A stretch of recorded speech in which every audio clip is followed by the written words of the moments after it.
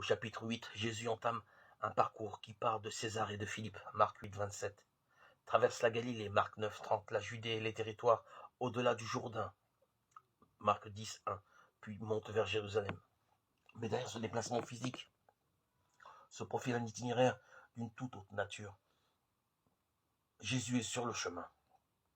Lui et ses disciples font route. Ils sont sur le chemin, Marc 10, 32. Mais chaque fois que l'évangile de Marc associe ainsi Jésus au chemin qu'il est en train d'entreprendre, il précise que Jésus enseigne. Plus, comme il l'a fait à Capharnaüm, au bord de la mer, ainsi dans la mer, ou à Nazareth, mais en clair, Marc 8, 32.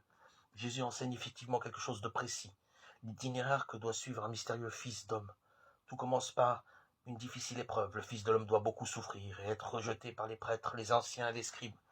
Cette épreuve fait vivre une rupture qui introduit dans le domaine de la mort. Le Fils de l'homme doit beaucoup souffrir et être rejeté par les prêtres, les anciens et les scribes, et être tué. Mais l'itinéraire ne conduit pas à la mort. Ce qui le constitue comme chemin, c'est l'obligation de passer par la mort.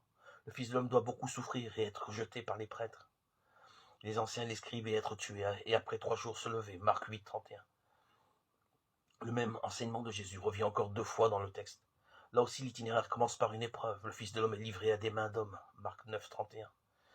Mais toutes sortes de brimades, d'injures et de mutilations détaillent maintenant la rupture qui fait entrer dans le domaine de la mort. Le Fils de l'homme sera livré aux grands prêtres et aux scribes.